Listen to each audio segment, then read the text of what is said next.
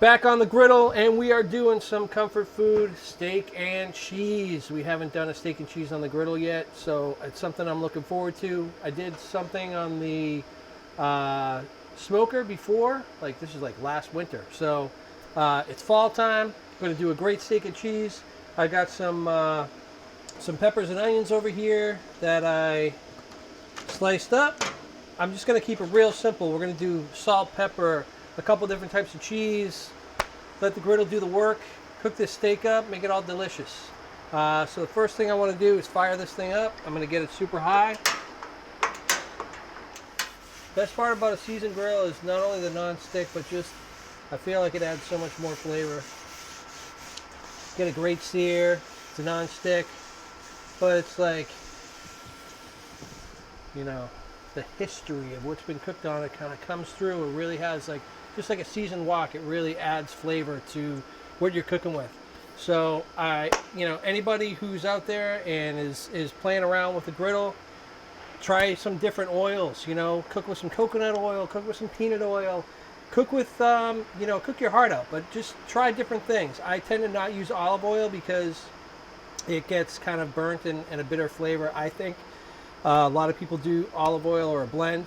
I use vegetable oil, 100% sunflower vegetable oil. Has a really nice smoke point, but I also use peanut oil if I'm doing stir fries, coconut oil, and a mix of sesame and peanut oil just really amps up some flavor profiles. So keeping it simple right now, but play around, enjoy yourself, have a lot of fun, and I'm gonna hit this up with some steak. So again, keeping my meat really, really cold. Had this thin sliced. I have it. There's even some ice particles in here because I had it so cold in my fridge. And then I packed it in ice. It's so thin. Made the shot on that barrel. I don't know if you heard that or not. 3 points. Salt. I'm always generous with the salt. This beef is completely unseasoned. It's just some ribeye that I had sliced up nice and thin. I'll let the heat do the work here. A little bit of black pepper.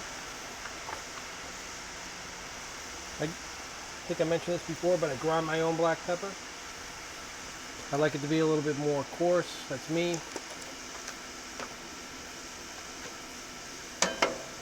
I think the coarse black pepper adds almost like another level of spiciness to the food.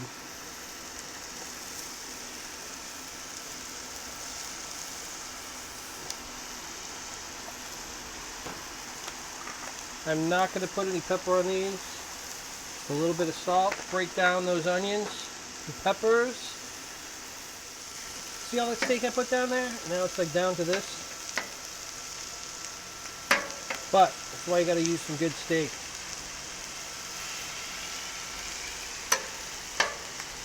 A lot of that fat cooks off.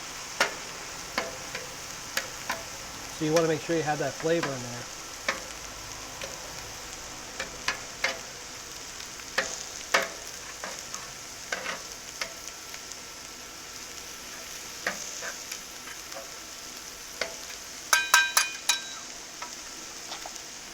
Alright, so get this going. I'm going to put the cap on it, vent it, and let it crisp up. So we get this nice and steamy coming out of here. Look at that. Yum, yum. All that fat and deliciousness. Onions, peppers are getting nice and brown. I like mine a little crunchy. That's me. A lot of people like to cook them down. I really like to have the texture of crunch in with my steak. So the steak is already soft for me.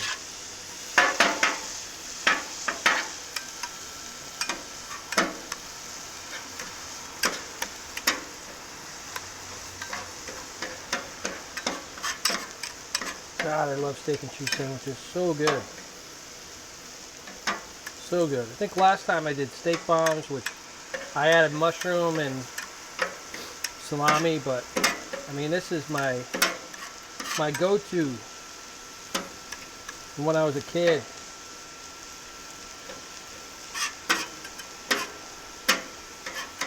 So many good sandwich places around Boston area. And steak and cheese is just a staple. I'm not doing Philly style, but I can always do that for another video. I'll have to tap into my friend Danielle down in the Philly area.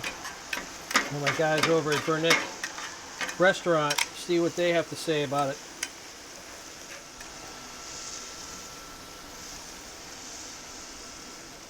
I mean, 4 sandwiches? I could probably do 6, but I like to stuff mine up, man. You know?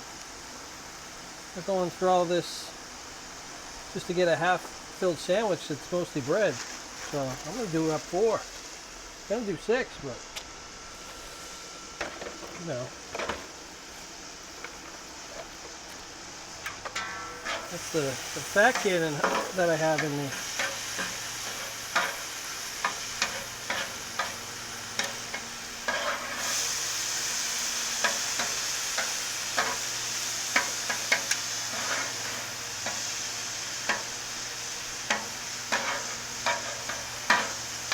Maybe 5.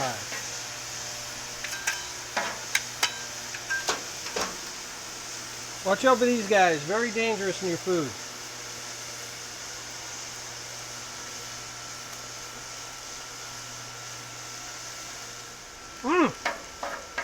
Oh my God. It's magical.